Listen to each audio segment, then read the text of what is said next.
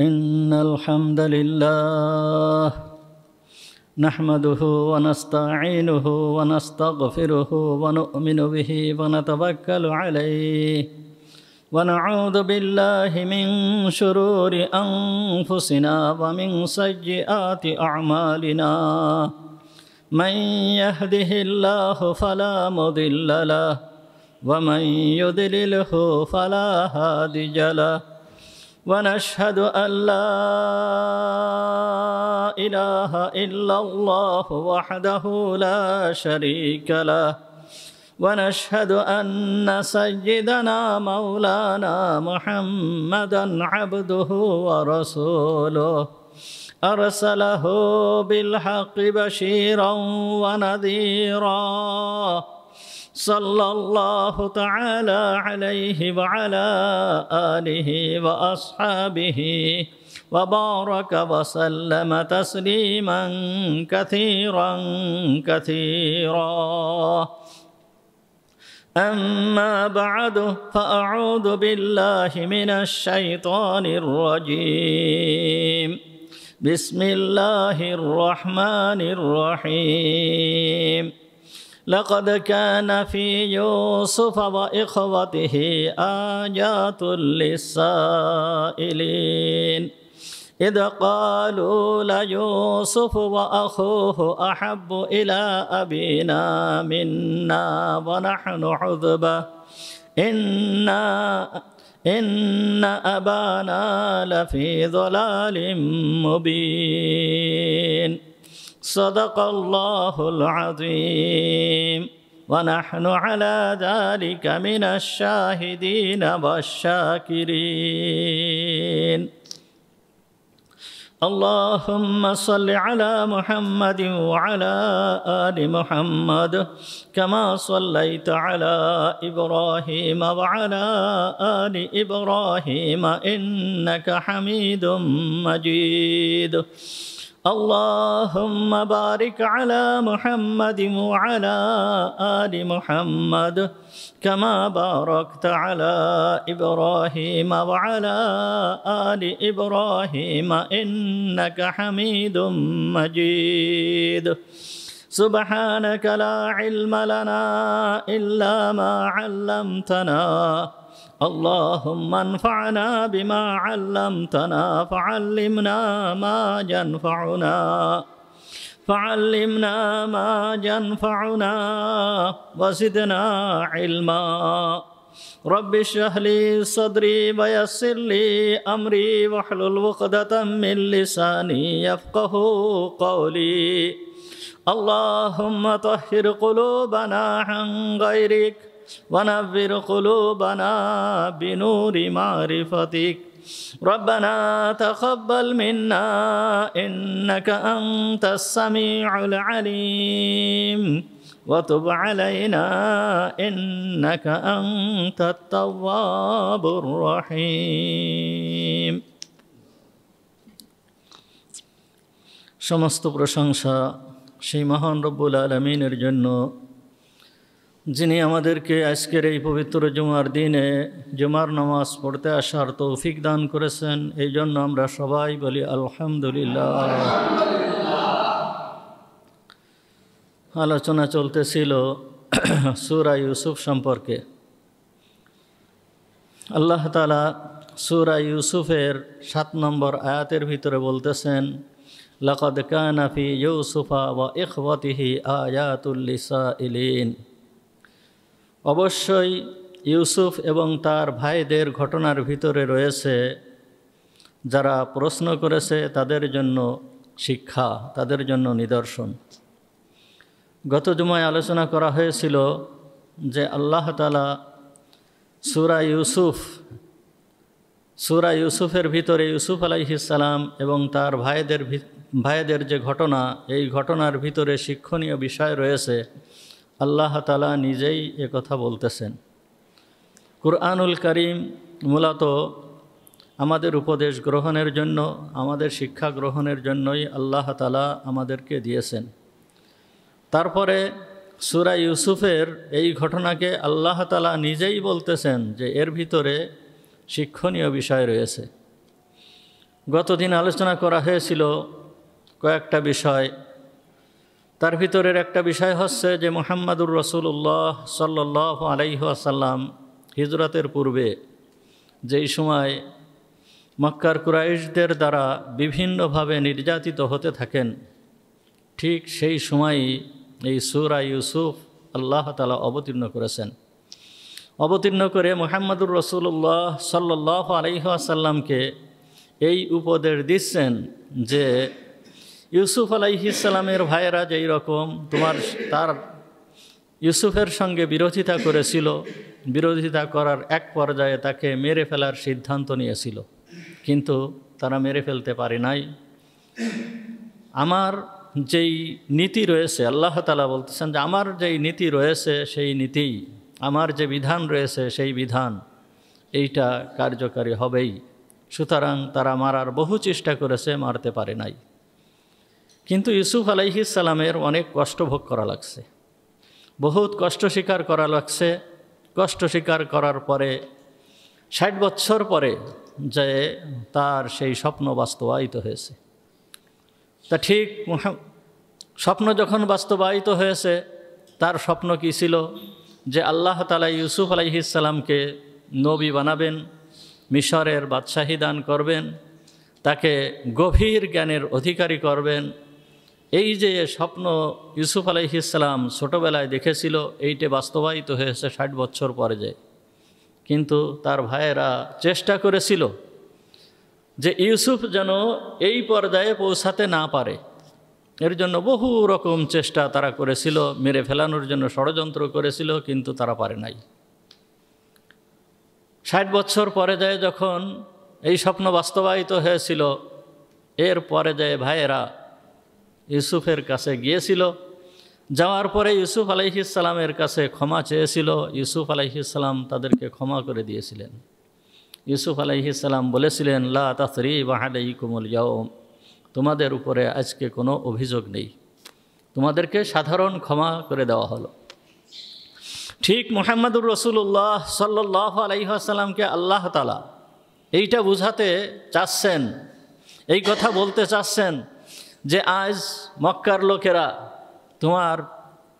তোমার বিরুদ্ধে ষড়যন্ত্র করতেছে, তোমাকে এমনকি ইউসুফ আলাইহিস সালামকে যেইভাবে মেরে ফেলার চেষ্টা করেছিল, তোমাকেও মারার চেষ্টা করবে, তোমাকেও দুনিয়ার থেকে শেষ করে দেওয়ার চেষ্টা তারা করবে, তাদের চেষ্টা অব্যাহত থাকবে।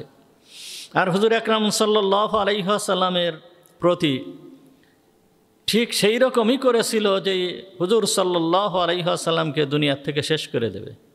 ইউসুফ আলাইহিস সালামের সঙ্গে তো ষড়যন্ত্র করেছিল তার ভাইয়েরা, কিন্তু মুহাম্মাদুর রাসূলুল্লাহ সাল্লাল্লাহু আলাইহি ওয়াসাল্লামের সঙ্গে ষড়যন্ত্র করেছিল মক্কার সমস্ত কুরাইশরা মিলে।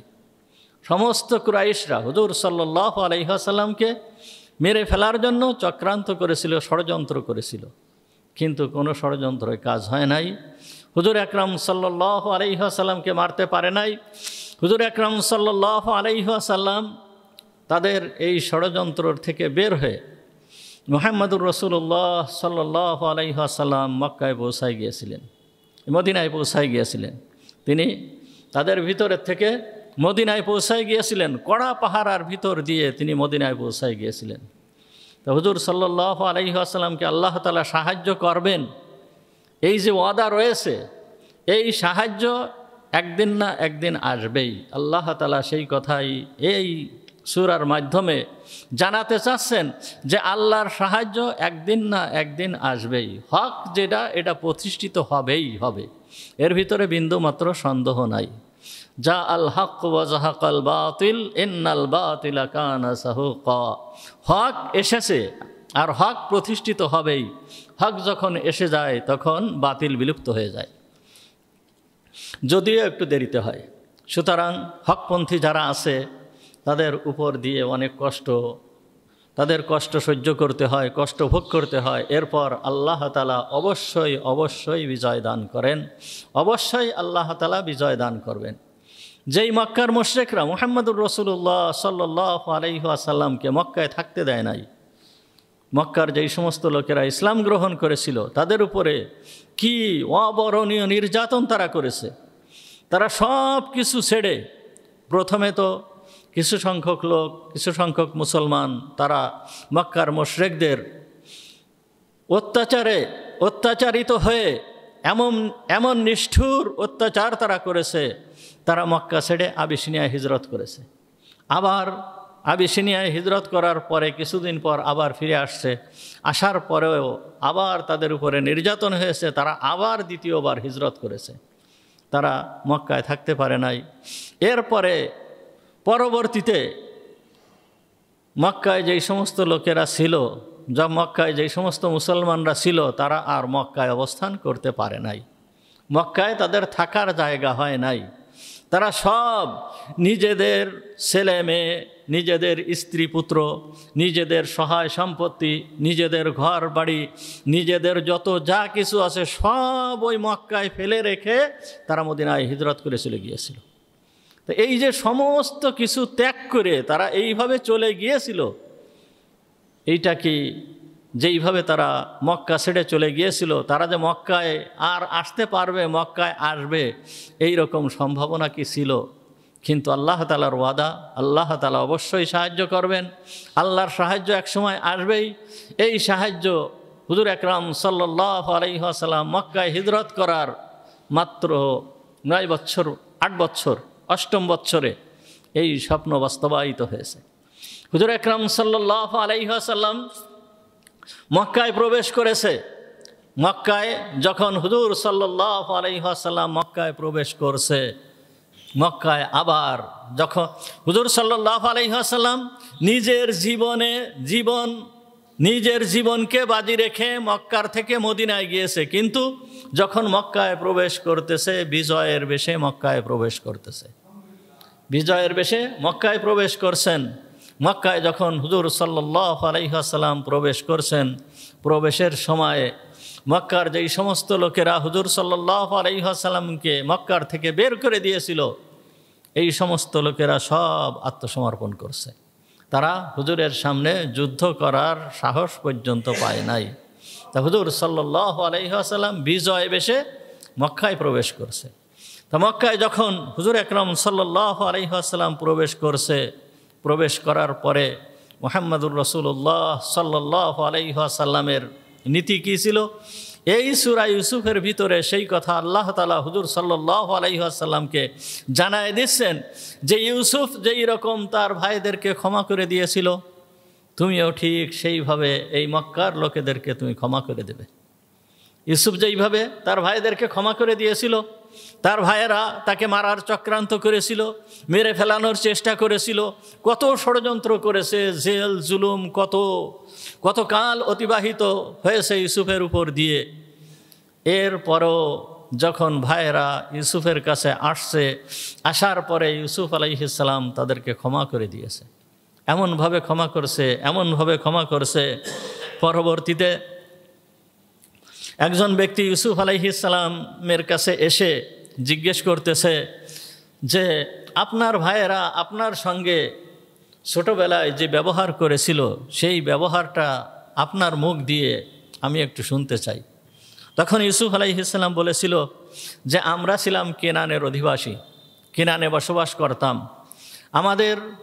আমাদের কাজ ছিল ছাগল চড়ানো, এই বকরি চড়াতাম, বকরি চড়ায়ে তার দুধ আমরা খাতাম। ফসল জমিতে কৃষিকাজ করে ফসল উৎপাদন করতাম, আর সেই ফসলের উপরে আমাদের নির্ভর থাকতে হতো। এইভাবে আমাদের জীবন চলতো, আমরা এইভাবে জীবন চালাতাম। তখন আমার ভাইয়েরা পরামর্শ করে আমাকে বিদেশ পাঠায় দিল। বিদেশ পাঠায় দেওয়ার পরে আমি বিদেশে এসে আজকের আমি এই রাষ্ট্রের মালিক হয়েছি। আমাকে আল্লাহ তাআলা এই ইজ্জত সম্মান দান করেছে। দেখেন ইউসুফ আলাইহিস সালামের কথা তার ভাইদের সম্পর্কে কী ছিল, এমনভাবে ক্ষমা করেছিল যার দৃষ্টান্ত বিরল। ঠিক তেমনইভাবে আল্লাহ তাআলা হুজুর সাল্লাল্লাহু আলাইহি ওয়াসাল্লামকে এই কথা বলতে চাচ্ছেন, ইউসুফ যেইভাবে ক্ষমা করেছিল তোমারও ঠিক সেইভাবে তাদেরকে ক্ষমা করতে হবে। মুহাম্মদুর রাসূলুল্লাহ সাল্লাল্লাহু আলাইহি ওয়াসাল্লাম যখন মক্কায় প্রবেশ করতেছিল, মক্কায় প্রবেশ করার সময় এক দলের ঝান্ডা একজন সাহাবীর হাতে ছিল, ওই সাহাবী সে বলতেছিল আল ইয়াউমা ইয়াউমুল মালহামা, আল ইয়াউমা ইয়াউমাল মালহামা, আজকের এই দিন হবে রক্তপাত ঘটানোর দিন। অর্থাৎ আমরা মক্কার থেকে বিতাড়িত হয়ে বের হয়ে গিয়েছিলাম, সুতরাং আজকে আমরা মক্কায় যখন প্রবেশ করব, মক্কায় প্রবেশ করতেছি, আজকের এই দিন হবে রক্তপাতের দিন। এ কথা মুহাম্মদুর রাসূলুল্লাহ সাল্লাল্লাহু আলাইহি ওয়াসাল্লামের কানে যখন পৌঁছালো, কানে পৌঁছানোর সঙ্গে সঙ্গে হুজুর আকরাম সাল্লাল্লাহু আলাইহি ওয়াসাল্লাম ওই সাহাবীর কাছ থেকে ঝান্ডাটা নিয়ে নিলেন। নিয়ে উনি ঘোষণা করে দিলেন আল ইয়াউমা ইয়াউমুল মারহামা, আজকের এই দিন হবে দয়ার দিন, দয়া দেখানোর দিন, অনুগ্রহ দেখানোর দিন হবে আজকের এই দিন। তাই মুহাম্মদুর রাসূলুল্লাহ সাল্লাল্লাহু আলাইহি ওয়াসাল্লাম কীভাবে ক্ষমা করে দিয়েছিলেন। হুজুরের জানের দুশমন যেই আবু সুফিয়ান প্রত্যেকটা যুদ্ধের নেতৃত্ব দিয়েছে, সেই আবু সুফিয়ান পর্যন্ত হুজুর সাল্লাল্লাহু আলাইহি ওয়াসাল্লামের কাছে এসে আত্মসমর্পণ করেছে। হুজুর আকরাম সাল্লাল্লাহু আলাইহি ওয়াসাল্লাম ক্ষমা করে দিয়েছেন। হুজুরের আপন চাচা ওয়াহশী, এই আপন চাচা হামজা রাদিয়াল্লাহু তাআলা আনহু, এই হামজা রাদিয়াল্লাহু তাআলা আনহুর প্রতি হুজুর আকরাম সাল্লাল্লাহু আলাইহি ওয়াসাল্লামের অত্যন্ত ভালোবাসা ছিল। তিনি অত্যন্ত ভালোবাসতেন এই চাচাকে, তিনি দেল দিয়ে ভালোবাসতেন। অত্যন্ত সম্পর্ক ছিল হামজার সাথে, একই বয়সের ছিলেন দুইজন, এই জন্য অনেক সম্পর্ক ছিল। এই হামজা রাদিয়াল্লাহু তাআলা আনহুকে যেই ওয়াহশী এমন নির্মমভাবে তাকে কতল করেছিল, মেরেছিল, হিন্দার আবু সুফিয়ানের স্ত্রী হিন্দার আদেশে, হিন্দা তাকে আদেশ করেছিল, আর ওয়াহশী হামজা রাদিয়াল্লাহু তাআলা আনহুকে কতল করেছিল। এমনভাবে কতল করেছিল, তার শরীর এমনভাবে কেটেছিল যে তার শরীরের কোনো অংশ পরিপূর্ণ ছিল না। একটা কাপড়ের ভিতরে করে কোনো রকম ওই গোশতগুলোকে নিয়ে হামজা রাদিয়াল্লাহু তাআলা আনহুকে দাফন করা হয়েছিল। তার ওই কাপড়ে, তার ওই পোশাকে হামজা রাদিয়াল্লাহু তাআলা আনহুকে দাফন করা হয়েছিল। এইভাবে কেটেছিল, এইভাবে টুকরো টুকরো করে ফেলেছিল। এই টুকরো টুকরোকারী এই হিন্দা এবং ওয়াহশী, এই দুইজন ব্যক্তিকে মুহাম্মদুর রাসূলুল্লাহ সাল্লাল্লাহু আলাইহি ওয়াসাল্লাম ক্ষমা করে দিয়েছিলেন। কত বড় দয়ালু, কি দয়ার অধিকারী মুহাম্মদুর রাসূলুল্লাহ সাল্লাল্লাহু আলাইহি ওয়াসাল্লাম! কিভাবে ক্ষমা করতে পারেন? এই সমস্ত ব্যক্তিদেরকে কিভাবে ক্ষমা করলেন? ওয়াহশী যেই সময় মক্কা বিজয় হয়ে গিয়েছে, মক্কা বিজয় হওয়ার সঙ্গে সঙ্গে ওয়াহশী পালায় গিয়েছে তায়েফে পালায় চলে গিয়েছে। সে মনে করছে আমার তো আর রেহাই নাই, আজকে মুহাম্মদ যদি আমাকে পায় তাহলে আমাকে টুকরো টুকরো করে ফেলে দেবে, আমার আর রেহাই নাই, আমার এই মক্কায় থাকা আর কোনোভাবেই সম্ভব হবে না। সে তায়েফে পালায় চলে গিয়েছিল। পালায় যাওয়ার পরে সে ওই তায়েফের মক্কায় যেই সমস্ত ব্যক্তিরা ছিল, তাদের একজন তায়েফে যে ওয়াহশীকে বলতেছে, ওয়াহশী তুমি যে মুহাম্মাদের কাছে যে আত্মসমর্পণ করো, তোমাকে মুহাম্মদ ক্ষমা করে দেবে, সে অত্যন্ত দয়ালু লোক, তুমি যাও, যে তার কাছে যে আত্মসমর্পণ করো। ওয়াহশী ঠিক আসলো, এসে মুহাম্মদুর রাসূলুল্লাহ সাল্লাল্লাহু আলাইহি ওয়াসাল্লামের কাছে এসে আত্মসমর্পণ করলো। যখনই আত্মসমর্পণ করেছে তখন হুজুর আকরাম সাল্লাল্লাহু আলাইহি ওয়াসাল্লাম তাকে ক্ষমা করে দিয়েছেন। ওয়াহশী ইসলাম ধর্ম গ্রহণ করেছে। ইসলাম গ্রহণ করার পরে হুজুর আকরাম সাল্লাল্লাহু আলাইহি ওয়াসাল্লাম ওয়াহশীকে বলল, ওয়াহশী তুমি আমার সামনে আসবা না, তুমি আমার সামনে আসবা না। তুমি যখন আমার সামনে আসো তখন আমার চাচার কথা মনে পড়ে যায়, আমার চাচার কথা মনে পড়ে গেলে আমার অন্তরে ব্যথা আসে, আর আমার এই ব্যথাটা তোমার জন্য ক্ষতির কারণ হয়ে দাঁড়াবে। সুতরাং তুমি আমার সামনে আসবা না, তুমি আমার পিছনে থাকবা, পাশে থাকবা, কিন্তু তুমি আমার সামনে আসবা না। তা ওয়াহশী হুজুর আকরাম সাল্লাল্লাহু আলাইহি ওয়াসাল্লামের সামনে আসে নাই, কিন্তু সে মনে মনে ধারণা করেছিল মুহাম্মদুর রাসূলুল্লাহ সাল্লাল্লাহু আলাইহি ওয়াসাল্লাম আমার প্রতি যে অসন্তুষ্ট হয়েছে, এই অসন্তুষ্টকে আমি সন্তুষ্টিতে পরিণত করার চেষ্টা করব। যদি আল্লাহ তাআলা আমাকে কোনো সময় তৌফিক দেয়, তাহলে আল্লাহর কোনো দুশমনকে, মুহাম্মদুর রাসূলুল্লাহ সাল্লাল্লাহু আলাইহি ওয়াসাল্লামের কোনো দুশমনকে কতল করে আমি এর প্রতিশোধ আমি গ্রহণ করব। ঠিক ওয়াহশী তাই করেছিল। হুজুর আকরাম সাল্লাল্লাহু আলাইহি ওয়াসাল্লামের জীবদ্দশায় মুসাইলামাতুল কাযযাব নামে একজন ব্যক্তি, মুসাইলামা নাম, কাযযাব মিথ্যাবাদী, সে মিথ্যা নবীর দাবি করেছিল। সে এই ওয়াহশী রাদিয়াল্লাহু তাআলা আনহু শেষমেশ এই মুসাইলামাতুল কাযযাব একে কতল করেছিল। একে কতল করার মাধ্যমে সে হুজুর আকরাম সাল্লাল্লাহু আলাইহি ওয়াসাল্লামের ওই যে অসন্তুষ্টি, সে মনে করছে যে হুজুর সাল্লাল্লাহু আলাইহি ওয়াসাল্লামের এই অসন্তুষ্টিকে আমি সন্তুষ্টিতে পরিণত করব। এই জন্য অত্যন্ত বীরত্বের সাথে ইয়ামামার যে যুদ্ধ হয়েছিল, বড় মারাত্মক যুদ্ধ হয়েছিল। এই যুদ্ধে এই মুসাইলামাতুল কাযযাবের সঙ্গে যেই যুদ্ধ হয়েছিল মুসলমানদের, মুহাম্মদুর রাসূলুল্লাহ সাল্লাল্লাহু আলাইহি ওয়াসাল্লামের ইন্তেকালের পরে হযরত আবু বকর সিদ্দিক রাদিয়াল্লাহু তাআলা আনহুর জামানায় এসে বারবার যুদ্ধে মুসলমানরা হেরে যাচ্ছে, পিছিয়ে যাচ্ছে, কিছুই করতে পারতেছে না। পরবর্তীতে শেষমেশ যে মুসলমানদের বিজয় হয়েছিল, এই যুদ্ধে প্রায় 1200 মতন সাহাবী শহীদ হয়ে গিয়েছিল। হাফেজে কোরআন, কারিউল কোরআন প্রায় 1200 মতন সাহাবী শহীদ হয়ে গিয়েছিল এই ইয়ামামার যুদ্ধে। এই মুসাইলামাতুল কাযযাবকে কতল করার যে যুদ্ধ, যে জিহাদ, এই জিহাদে এই রকম ধরনের অবস্থা হয়েছিল। তাই ওয়াহশী রাদিয়াল্লাহু তাআলা আনহু সে নিজের জীবনকে বাজি রেখে অত্যন্ত বিচক্ষণতার সাথে এই মুসাইলামাতুল কাযযাবকে সে হত্যা করেছিল। মুহাম্মদুর রাসূলুল্লাহ সাল্লাল্লাহু আলাইহি ওয়াসাল্লাম সাধারণ ক্ষমা ঘোষণা করেছিলেন। হুজুর আকরাম সাল্লাল্লাহু আলাইহি ওয়াসাল্লামের চাচতো ভাই, হুজুর সাল্লাল্লাহু আলাইহি ওয়াসাল্লামের চাচতো ভাই আবু লাহাবের ছেলে, যেই ব্যক্তি হুজুর সাল্লাল্লাহু আলাইহি ওয়াসাল্লামের মেয়েকে বিবাহ করেছিল, এই ব্যক্তি দুই ভাই দুই মেয়েকে বিবাহ করেছিল। এক ভাই তো দুই ভাই মেয়েকে তালাক দিয়েছিল। এক ভাই তালাক দিয়ে হুজুর আকরাম সাল্লাল্লাহু আলাইহি ওয়াসাল্লামের সামনে যে তালাক দিয়ে হুজুর সাল্লাল্লাহু আলাইহি ওয়াসাল্লামের মুখে থুতু নিক্ষেপ করেছিল, থুতু দিয়েছিল। যখন থুতু নিক্ষেপ করেছিল তখন হুজুর সাল্লাল্লাহু আলাইহি ওয়াসাল্লাম, হুজুরের মুখ দিয়ে বের হয়ে গিয়েছিল, আল্লাহুম্মা সাল্লিত আলাইহি কালবাম মিন কিলাবিক, হে আল্লাহ তোমার কোনো বন্য পশুকে তার উপরে চড়াও করে দাও। এই ব্যক্তি সিরিয়ায় ব্যবসা করার উদ্দেশ্যে তার পিতার সঙ্গে গিয়েছিল।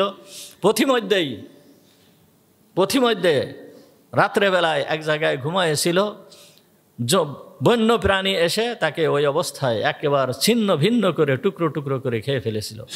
আর এক ভাই যে হুজুরের মেয়েকে তালাক দিয়েছিল, এই ভাই হুজুরের সঙ্গে ওই রকম ধরনের দুর্ব্যবহার করে নাই।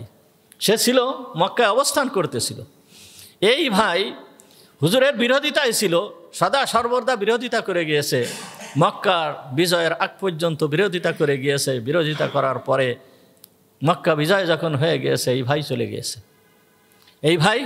গিয়েছে, এও পালাইয়েছে। এই ভাই পালায়ে গিয়েছে। দেখেন, যে হুজুরের জামাতা, যে হুজুরের চাচতো ভাই, আপন চাচতো ভাই এবং আপন জামাতা, এবং সে হুজুরের মেয়েকে তালাক দিয়েছিল, তাহলে হুজুরের মনে কত কষ্ট, কি পরিমাণ কষ্ট ছিল হুজুরের মনে। এই কষ্টের ভিতর দিয়েও মুহাম্মদুর রাসূলুল্লাহ সাল্লাল্লাহু আলাইহি ওয়াসাল্লাম সবাইকে ক্ষমা করেছেন। মক্কা বিজয় হয়ে গেছে। পরের দিন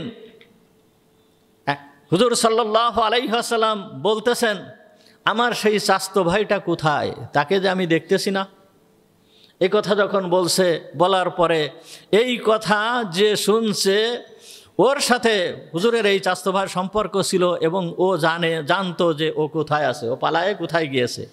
ও যে ওই ব্যক্তিকে বলল যে হুজুর তোমার সম্পর্কে এ কথা বলেছে, তখন ও সাহস পেয়ে ও মক্কায় ফিরে চলে আসলো। মক্কায় যখন ফিরে আসলেন, মুহাম্মদুর রাসূলুল্লাহ সাল্লাল্লাহু আলাইহি ওয়াসাল্লামের কাছে আসলেন। আসার পরে যেই সময় হুজুরের কাছে আসতেছিল মুহাম্মদুর রাসূলুল্লাহ সাল্লাল্লাহু আলাইহি ওয়াসাল্লাম, ওই সময় খানা খাচ্ছিলেন। উনি খাবার গ্রহণ করতেছিলেন, খানা খাচ্ছিলেন। গায়ে শরীরের উপরে একটা চাদর ছিল, এই অবস্থায় খানা খাচ্ছিলেন।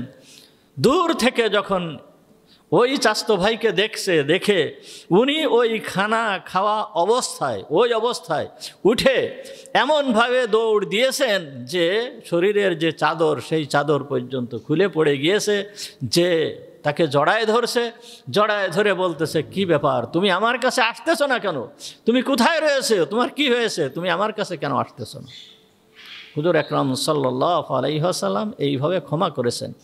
এই রকম দয়ালু নবী, এই রকম দয়া মুহাম্মদুর রাসূলুল্লাহ সাল্লাল্লাহু আলাইহি ওয়াসাল্লামের অন্তরে আল্লাহ তাআলা দিয়েছেন।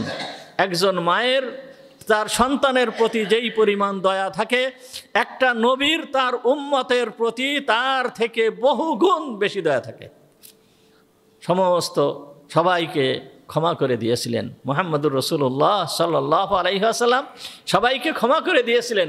তো সূরা ইউসুফ হুজুরের উপরে অবতীর্ণ করে আল্লাহ তাআলা বলতে চাচ্ছেন যে, হে নবী, ইউসুফ যেই রকম তার ভাইদেরকে ক্ষমা করে দিয়েছিল, তুমিও সেইভাবে তোমার বংশের লোকেদেরকে তুমি ক্ষমা করে দিবা। আর ক্ষমা করে দিবাই বা না কেন?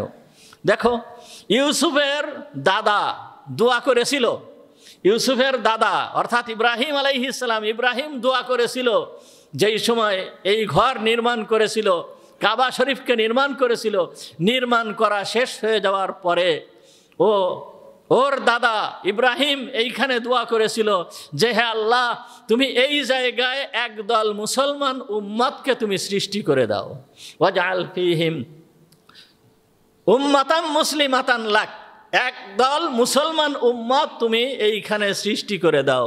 তা আল্লাহ তাআলা সেই ইব্রাহিম আলাইহিস সালামের দোয়া তো কবুল করেছেন। এই জায়গায় মুসলমান একদল উম্মতকে আল্লাহ তাআলা তৈরি করবেন। সুতরাং যুদ্ধের মাধ্যমে যদি এরা শেষ হয়ে যায় তাহলে তো আর মুসলমান হওয়ার কোনো সম্ভাবনাই থাকলো না। ইব্রাহিম আলাইহিস সালামের দোয়া তো আল্লাহ তাআলা ওই সময় কবুল করেই ফেলেছেন। এই জন্য এই মক্কার লোকেদের ঈমান নসিব হয়েছিল, মুহাম্মদুর রাসূলুল্লাহ সাল্লাল্লাহু আলাইহি ওয়াসাল্লাম তাদেরকে ক্ষমা করে দিয়েছিল। এই কথার ভিতর দিয়ে আরও এই আল্লাহ তাআলা যে বলতেছেন, ইউসুফ এবং তার ভাইদের ঘটনার ভিতরে নসিহাত রয়েছে, শিক্ষণীয় বিষয় রয়েছে।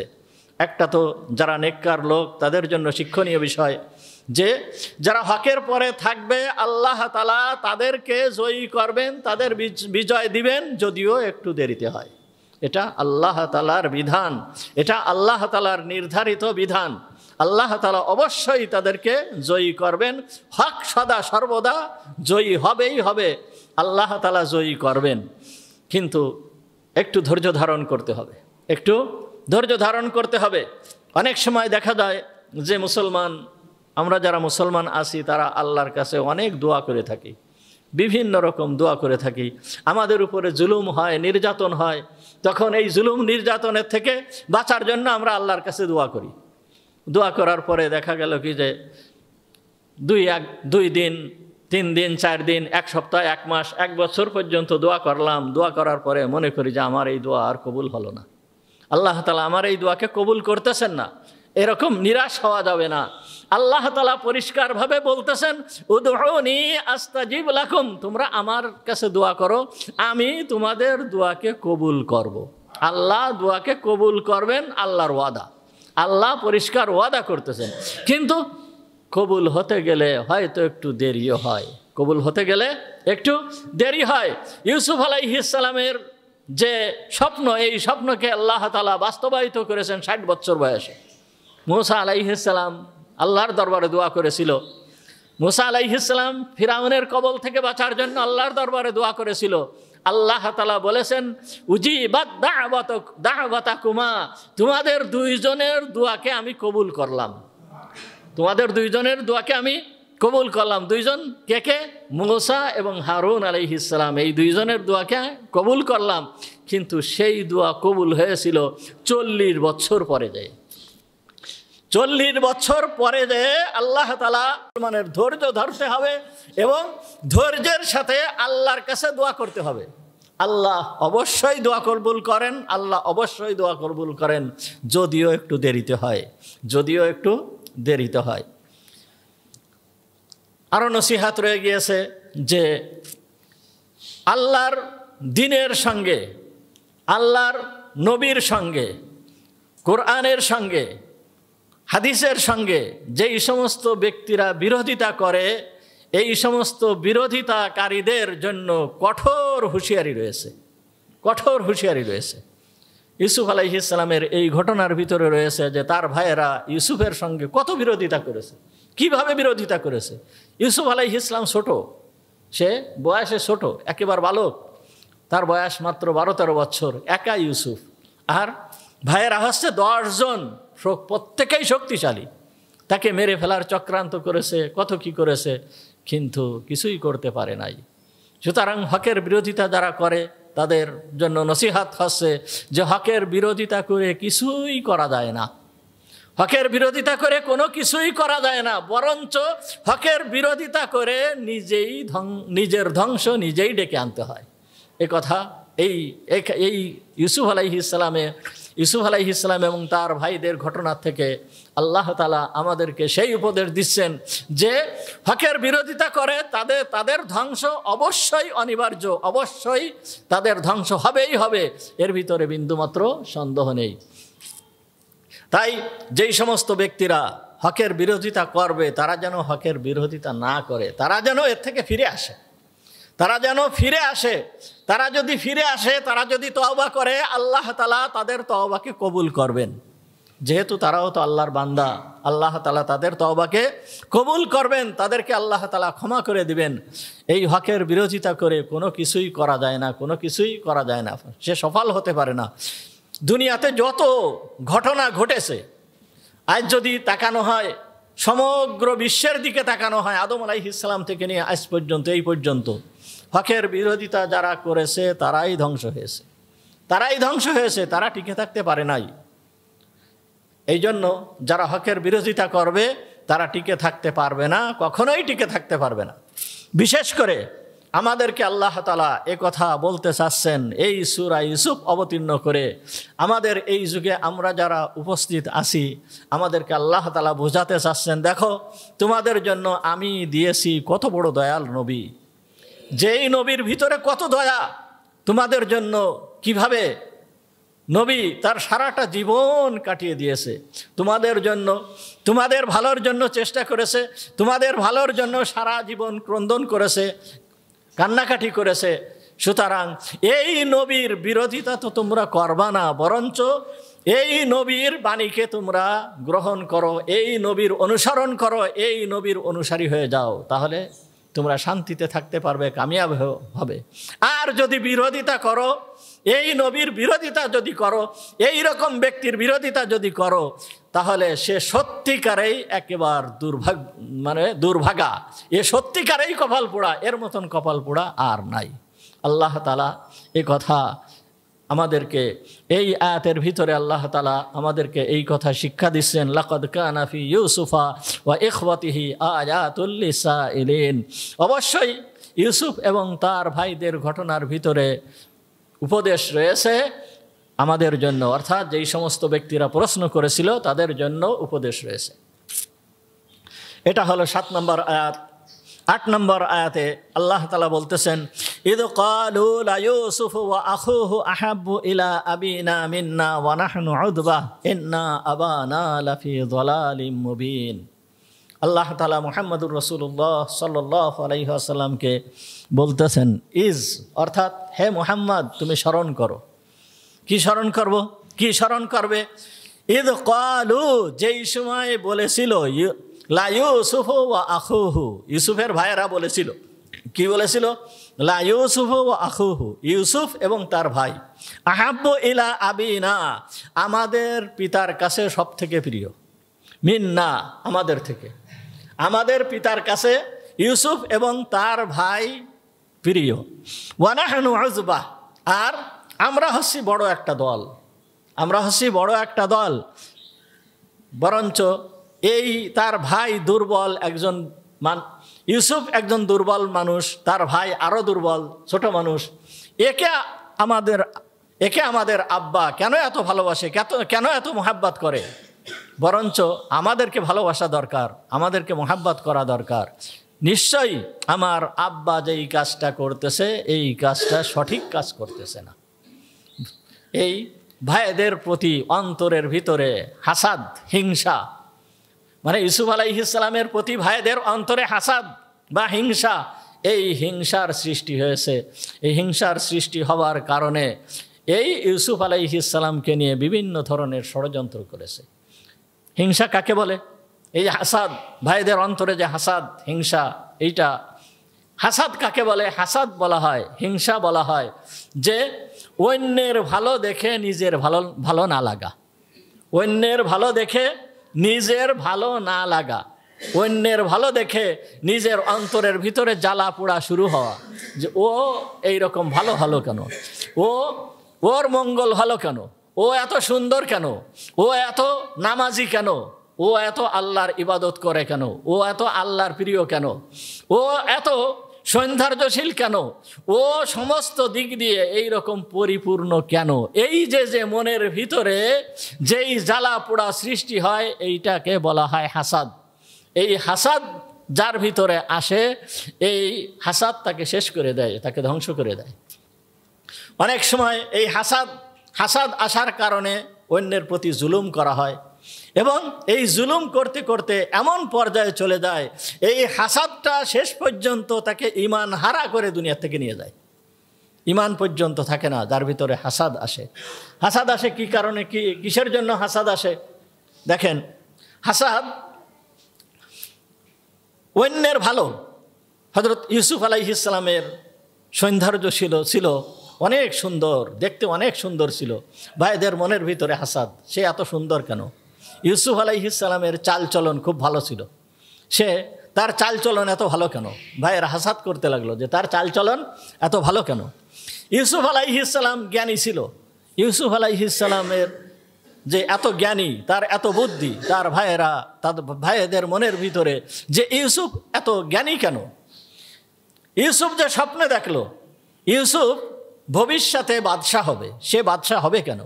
ইউসুফ ভবিষ্যতে নবী হবে, সে নবী হবে কেন? ইউসুফ ভবিষ্যতে সে অনেক ধন সম্পদের মালিক হবে, ইউসুফ এই রকম হবে কেন? এই যে হাসাদ, হিংসা, এইটা মনের ভিতরে আসলো। কিন্তু এই সমস্ত জিনিসগুলো নিয়ে তারা হাসাদ করতেছে, হিংসা করতেছে, এইগুলো কি নিজের ব্যক্তিগত উপার্জিত জিনিস না আল্লাহ তাআলার প্রদত্ত জিনিস? এগুলো আল্লাহ তাআলার প্রদত্ত জিনিস।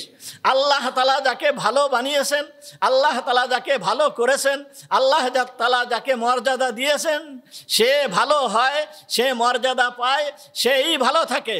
সুতরাং হাসাদ এমনই একটা জিনিস, কেমন যেন আল্লাহর বন্টন নীতির পরে সে অসন্তুষ্ট, আল্লাহর বন্টন নীতির পরে সে অসন্তুষ্ট। তা আল্লাহর বন্টন নীতির পরে যখন অসন্তুষ্ট হয়, তখন এই ব্যক্তির ঈমান থাকে না, এমন পর্যায়ে চলে যায় যে হাসাদ শেষমেশ ঈমানের থেকে বাইর করে বেঈমান হয়ে দুনিয়ার থেকে চলে যেতে হয়। ইউসুফ আলাইহিস সালামের ভাইয়েরা কি করতেছিল? ইউসুফ আলাইহিস সালামের ভাইয়েরা ইউসুফের প্রতি হাসাদ করতেছিল যে আব্বা তাকে এত ভালোবাসে কেন, কি জন্য আব্বা এত ভালোবাসে?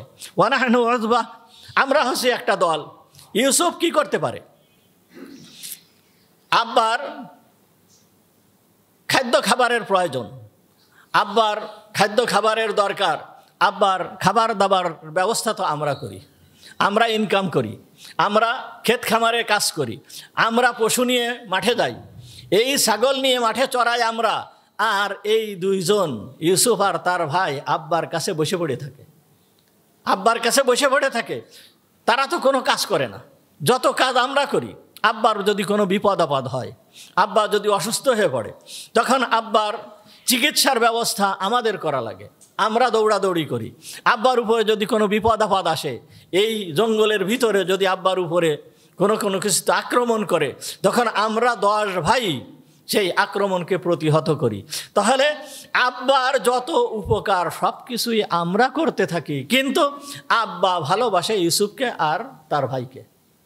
সুতরাং এইটা আব্বা যে এই ধরনের কাজ করতেছে, এই কাজটা আব্বার জন্য অযৌক্তিক, এইটা যুক্তিসঙ্গত ব্যাপার নয়। দেখেন, ইসলামের কোনো বিষয়ে কিন্তু অযৌক্তিক নেই। ইসলামের যত বিষয় আছে, আল্লাহর যত বিধান আছে, সমস্ত বিধানগুলো যৌক্তিক। অযৌক্তিক কোনো বিধান আল্লাহ তাআলার কোনো বিধান অযৌক্তিক নেই। কিন্তু অনেক বিষয় আছে যেইগুলো আমরা আমাদের এই ক্ষুদ্র জ্ঞানে আমরা ধরতে পারি না, আমাদের জ্ঞানে এইগুলো ধরা পড়ে না, আমরা এগুলো বুঝতে পারি না। না বুঝে আমরা বলি কি অযৌক্তিক। এই অযৌক্তিক কথা আমরা বলে থাকি। দেখেন, ফজরের নামাজ কয় রাকাত? 4 রাকাত। জোহরের নামাজ 12 রাকাত। জোহরের নামাজ 12 রাকাত, 10 রাকাতই ধরেন। তাহলে ফজরের নামাজ 4 রাকাত, জোহরের নামাজ 10 রাকাত, আসরের নামাজ 4 রাকাত, মাগরিবের নামাজ 5 রাকাত, ইশার নামাজ 9 রাকাত। যে কয়টা নামাজের ওয়াক্ত, ফজর, জোহর, আসর, মাগরিব, ইশা, এই যে কয়টা নামাজের ওয়াক্ত আছে, কোনো নামাজের ওয়াক্তের ভিতরে কোনো নামাজ 20 রাকাত নাই। 20 রাকাত আছে কোনো নামাজ? 20 রাকাত নাই। রমজান মাসে ইশার নামাজের পরে ইশার নামাজ 9 রাকাত বা 11 রাকাত বা 13 রাকাত যা পড়েন বা 17 রাকাত যা পড়েন, এর পরে যায় আরও 20 রাকাত নামাজ সুন্নাতে মুআক্কাদা 20 রাকাত নামাজ পড়তে হয়। এইটা কেমন যৌক্তিক ব্যাপার হলো? কি আপনি যদি যুক্তিকের বিবেচনা করেন, আমাদের জ্ঞানের আপনি যদি বিবেচনা করেন, তাহলে মনে হবে যে এই যে ব্যাপারটা একটা অযৌক্তিক বিষয়। এটা একটা অযৌক্তিক বিষয়, কিন্তু এটা অযৌক্তিক বিষয় না। আমি মনে করতেছি ফজরের সময় যখন রোজা থাকতেছি না, তখন কোনো ওয়াক্তে 20 রাকাত নামাজ পড়া লাগে না। আর রোজা থাকার পরে রোজা রাখতে হবে, ইফতার করার পরে ইশার নামাজ পড়ার পরে আরও 20 রাকাত নামাজ পড়তে হবে। এইটা তো আসলে যৌক্তিক কোনো বিষয় না।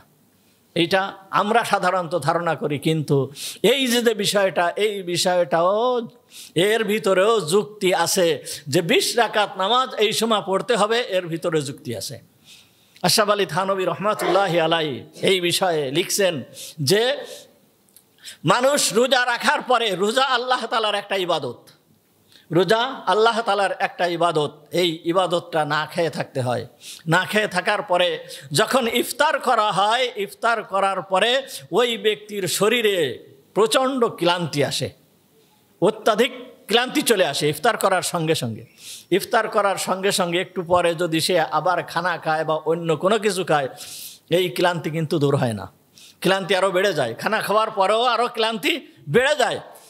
আশরাফ আলী থানভী রহমাতুল্লাহি আলাইহি বলেন, এই ক্লান্তিকে দূর করার জন্য একমাত্র উপায় হচ্ছে ওই সময় আরও 20 রাকাত নামাজ আদায় করা। ওই সময়ে যদি আরও 20 রাকাত নামাজ আদায় করে, তাহলে ওই ব্যক্তির ক্লান্তি দূর হয়ে যায়, ওই ব্যক্তির শরীরে আর ক্লান্তি থাকে না। সুতরাং এইটা যৌক্তিক, এই যে 20 রাকাত নামাজ, এটা কি যৌক্তিক বিষয়। সুতরাং এই যে আল্লাহ তাআলা যেই সমস্ত বিষয় আমাদেরকে দিয়েছেন, যেই আল্লাহর যেই সমস্ত আহকাম আমাদেরকে দিয়েছেন, এগুলো সব যৌক্তিক বিষয়। কিন্তু ইউসুফ আলাইহিস সালামের ভাইরা বলতেছে কি এইটা অযৌক্তিক। আব্বা আমাদেরকে ভালোবাসবে, ইউসুফকে ভালোবাসে কেন? এইটা হচ্ছে কি অযৌক্তিক। দেখেন তারা যে অযৌক্তিক বলতেছে, এই অযৌক্তিক বলাটা কি ঠিক হয়েছে?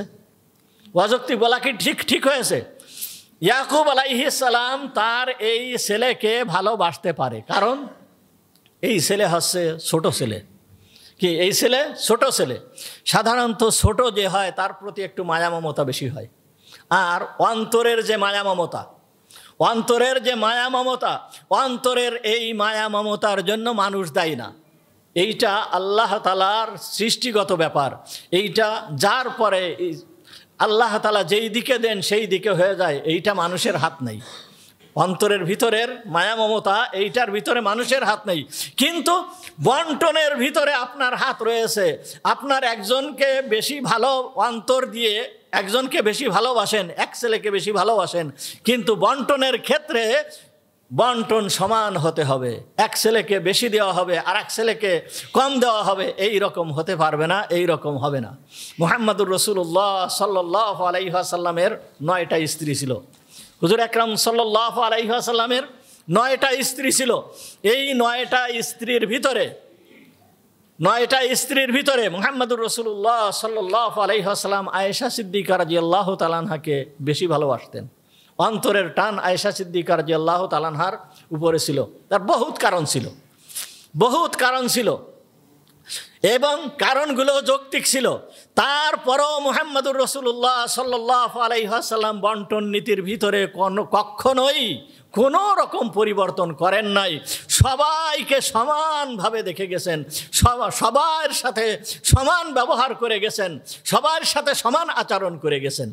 হযরত আয়েশা সিদ্দিকা রাদিয়াল্লাহু তাআলা আনহা বলেন, কানা রাসূলুল্লাহ সাল্লাল্লাহু আলাইহি ওয়াসাল্লাম ইয়াকসিমু বাইনা নিসাই ফায়াদিলু।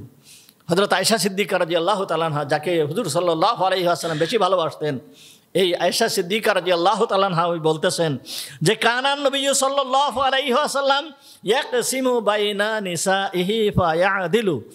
এই স্ত্রীদের ভিতরে সমানভাবে সমস্ত কিছু বন্টন করতেন। বন্টন করার পর সুম্মা ইয়াকুল, অতঃপর উনি বলতেন, আল্লাহুম্মা হাদা ফি'লি, হে আল্লাহ এইটা হচ্ছে আমার কাজ, ফিমা আমলিকু, যা আমার আয়াতে আছে, আমি যার মালিক, এই বন্টন নীতি এইটা আমার হাতে আছে, আমি এইভাবে বন্টন করলাম।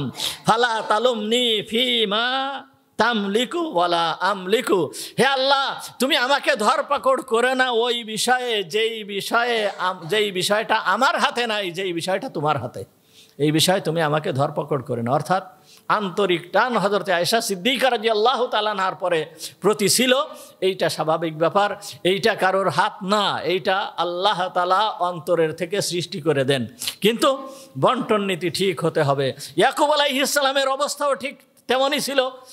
ভাইদের সঙ্গে, ওই ছেলেদের সঙ্গে যেই রকম আচরণ করতেন, ইউসুফ আলাইহিস সালামের সঙ্গেও এবং তার ভাইয়ের সঙ্গেও ওই রকম একই ধরনের আচরণ করতেন।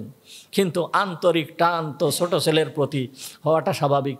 আর একটা হচ্ছে যে এই ছেলে ইউসুফ আলাইহিস সালাম এবং তার ভাই, এদের মা মারা গেছে ছোটবেলায়। তো যেই ছেলের মা মারা গিয়েছে, যেই ছেলের মা নাই, এই ছেলের প্রতি পিতার ভালোবাসা তো একটু বেশি থাকে, কি বেশি থাকে না? যেই ছেলের মা নাই, যেই ছেলের বাপ নাই, যেই ছেলের মা থাকে না, যেই ছেলের বাপ থাকে না, এই ছেলে বা এই মেয়ে যাদের পিতা মাতা নাই, সমগ্র দুনিয়ার সমস্ত মায়া মমতা যদি তাদেরকে ঢেলে দেওয়া হয়, তাদের উপরে ঢেলে দেওয়া হয়, তবু মা বাপের স্নেহ আর মায়া মমতার সমান কখনোই হবে না। মা বাপের যে স্নেহ এবং মায়া মমতা, এর সমান কখনোই হবে না, কখনোই হবে না। একটা সন্তান, একজন ব্যক্তির একটা সন্তান, একটা ছেলে বা একটা মেয়ে, দেখেন রাস্তায় পড়ে থাকে, একেবারে বিশ্রী দেখতে, তার কোনো যোগ্যতা নেই, সে হাঁটতে পারে না, চলতে পারে না, অন্ধ, এই রকম একটা সন্তান কোনো একটা মায়ের বা কোনো একটা বাপের এইরকম একটা সন্তান আছে, ওই মায়ের কাছে বা ওই বাপের কাছে যে আপনি বলেন তো দেখি, আপনাকে এই সন্তানটার পরিবর্তে সুন্দর একটা সন্তান দেওয়া হবে, আপনি কি এই সন্তানটাকে আমাকে দিয়ে দেবেন ভালো একটা সন্তান নিয়ে? ওই মা বাপ কখনোই রাজি হবে না, কখনোই রাজি হবে না। সুতরাং মা বাপের যে স্নেহ এবং মায়া মমতা, এইটার তুলনা সারা দুনিয়ার মায়া মমতার সাথে তুলনা চলবে না, এ কখনোই সমান হতে পারে না। তা যেই সন্তানের মা মারা গিয়েছে, এই সন্তানটাকে ইয়াকুব আলাইহিস সালাম ভালোবাসে, এইটা অন্তর দিয়ে ভালোবাসে, অন্তর দিয়ে তাকে ভালোবাসে, এইটা অযৌক্তিক কোনো কিছু না। কিন্তু তার ভাইয়েরা বলতেছে কি এইটা অযৌক্তিক, এইটা বাপ আমাদের পিতা যে এইরকম কাজ করে, এটা হচ্ছে কি অযৌক্তিক। তাছাড়াও ইউসুফ আলাইহিস সালাম যে নবী হবে, এ কথা আল্লাহ তাআলা হযরত ইয়াকুব আলাইহিস সালামকে জানাই দিয়েছিল। তা যেই ব্যক্তি নবী হবে, সেই ছেলের প্রতি মায়া মমতা বেশি থাকতেই পারে। সুতরাং এই সমস্ত ব্যাপার নিয়ে এই যে ভাইয়েরা যে ইউসুফ আলাইহিস সালামের প্রতি তাদের হিংসা, এই হিংসাটা মোটেও ভালো ছিল না, এই হিংসাটা মোটেও ভালো ছিল না।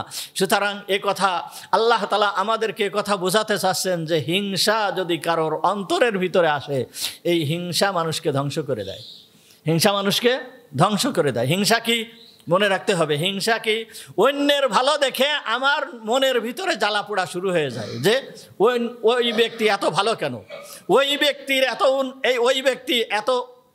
এত উন্নতি হচ্ছে কেন, ওই ব্যক্তি এত ভালো কেন, ওই ব্যক্তির এই ভালোটা যেন না থাকে এই কামনা করা, ওই ব্যক্তির ভালোটা যেন না থাকে এই কামনা করাটাই হচ্ছে হিংসা। কিন্তু অন্যের ভালো হচ্ছে, অন্য আমার থেকে ভালো, তার মনের ভিতরে কোনো নাই, কোনো জ্বালা পোড়া নেই, সে দেখতেছে অন্যের ভালো আছে, এইটা কিন্তু কোনো সমস্যার বিষয় না। হ্যাঁ, অন্যের ভালো আছে, অন্য একজন ব্যক্তি সে ধনী, তার অনেক ধন সম্পদ আছে, আমি চেষ্টা করলাম আমারও ধন সম্পদ বাড়ানোর জন্য, এইটা কোনো দোষণীয় কোনো বিষয় না।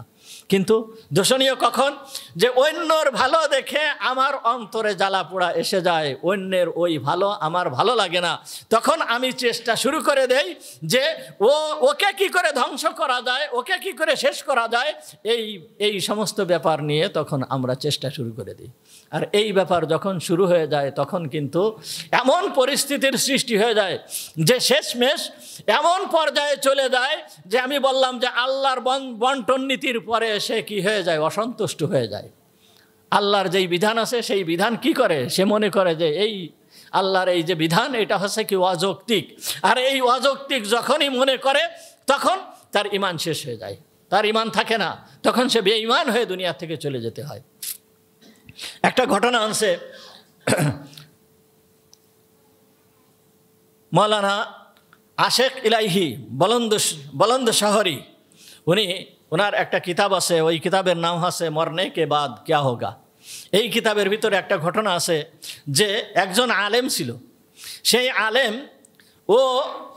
সে কিন্তু আলেম, এই ব্যক্তি আলেম, সে মনে করত যে ফরজ গোসল, শীতকালে ফরজ গোসল করতে হয়, এই যে ফরজ গোসল করাটা ইসলামের যে বিধান, ফরজ গোসল করা, ফরজ গোসলের সময় একেবারে মাথার তালুর থেকে নিয়ে পা পর্যন্ত, চুলের গুড়া পর্যন্ত এই যে সমস্ত জায়গায় ধুতে হয়, এই বিধানটা অযৌক্তিক, এইটা যুক্তিসঙ্গত না। বরঞ্চ খ্রিস্টান ধর্মের যেই বিষয়, যেই জায়গায় নাপাক লাগবে সেই জায়গায় ধুয়ে ফেলে দিলেই পাক হয়ে যাবে, ওদের ওই বিষয়টা যৌক্তিক, এইটা সে মনে করত।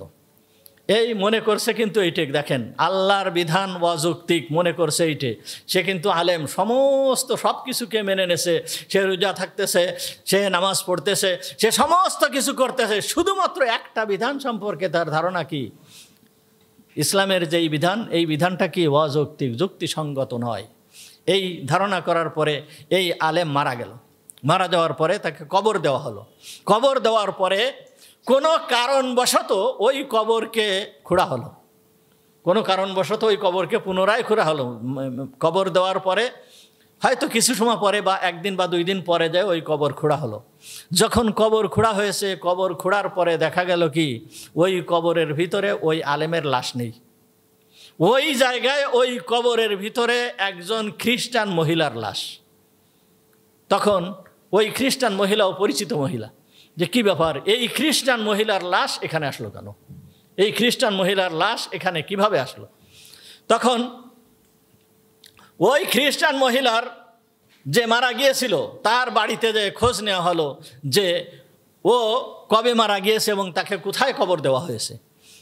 যখন খোঁজ নেওয়া হলো তখন বলল যে ওই আলেমও যেই দিন মারা গিয়েছে এই মহিলাও ঠিক সেই দিন মারা গিয়েছে, তাকে এই বাড়ির পাশে অমুক জায়গায় কবর দেওয়া হয়েছে। তখন এরা বলল যে ঘটনা তো এই, আমাদের অমুক আলেমকে ওইখানে কবর দেওয়া হয়েছিল, কিন্তু সেই কবরের ভিতরে আলেমের লাশ নেই, আমরা দেখতেছি তোমাদের মেয়ের লাশই ওই কবরের ভিতরে।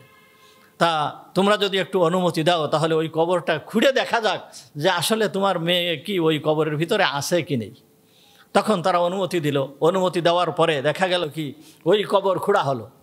ওই কবর খোঁড়ার পরে দেখা গেল কি যে ওই আলেমের লাশ এই খ্রিস্টান মহিলার কবরের ভিতরে, আর এই খ্রিস্টান মহিলার লাশ চলে গেছে ওই আলেমের কবরের ভিতরে। ওই আলেমের বাড়িতে যে খোঁজ নেওয়া হলো, খোঁজ নেওয়ার পরে তার বাড়িতে যে জিজ্ঞেস করা হলো যে ইনার আমল কেমন ছিল, তখন বলতেছে ইনার আমল খুবই ভালো ছিল, অনেক ইবাদত গুজার ছিল, কিন্তু ওনার একটা বিধান, এই বিধানটা ওনার কাছে ভালো লাগতো না। এই শেষ বিরাই বলতে থাকতো যে এই শরিয়াতের এই বিধানটা, ইসলামের এই বিধানটা অযৌক্তিক। দেখেন, তা এই একটা বিধান এইটাকে অযৌক্তিক মনে করার কারণে সে তার ঈমান হারা হয়ে সে বেঈমান হয়ে দুনিয়ার থেকে চলে গিয়েছে। আর ওই মহিলা সদা সর্বদা বলতে থাকতো যে ইসলামটাই আসলে প্রকৃত ধর্ম, ইসলামই সঠিক ধর্ম। এই রকম ধরনের মনে করতে করতে এমন অবস্থা হয়েছে যে মৃত্যুর আগে আল্লাহ তাআলা ওকে ঈমান নসিব করে ওই মুসলমান বানায় ওকে মৃত্যু দিয়ে দিয়েছে। সুতরাং ইসলামের যে কোনো একটা বিধানকে যদি অযৌক্তিক মনে করা হয় তাহলে এটা কি থাকে না, অনেক সময় এমন পর্যায়ে পৌঁছে যায় যে ঈমান থাকে না। সুতরাং ইসলামের যে কোনো বিষয়ে এইটা আমাদের সব সময় মনে রাখতে হবে যে সমস্ত বিষয়গুলো কি যৌক্তিক, এইগুলো আল্লাহ তাআলা আমাদেরকে দিয়েছে, এটা মান্য করতে হবে। আপনাদেরকে আগে ইবলিসের ঘটনা শোনানো হয়েছে। ইবলিস সে কি পরিমাণ আল্লাহর ইবাদত করেছে, কত বড় আলেম ছিল, মাত্র একটা হুকুম মানে নাই, শুধুমাত্র একটা হুকুম মানে নাই, আল্লাহর হুকুম উসজুদু, সিজদা করো, সে একটা সিজদা করে নাই, সম্পূর্ণ সব কিছুই বাতিল হয়ে গিয়েছে। সুতরাং ইসলামের সমস্ত বিধান কি যৌক্তিক। সুতরাং ইউসুফ আলাইহিস সালামের ভাইয়েরা যে বলতেছে আব্বা যে এই তার ভাই ইউসুফকে এবং তার ভাইকে বেশি ভালোবাসে, এইটা হচ্ছে কি অযৌক্তিক। কিন্তু এই বিষয়টা অযৌক্তিক নয়, এইটা হচ্ছে কি যৌক্তিক, বরঞ্চ তোমরা যেই ধারণা করতেছো এইটা হচ্ছে কি অযৌক্তিক। ওয়া আখিরু দাওয়ানা আলহামদুলিল্লাহি রাব্বিল আলামিন। আমরা যারা সুন্নাত নামাজ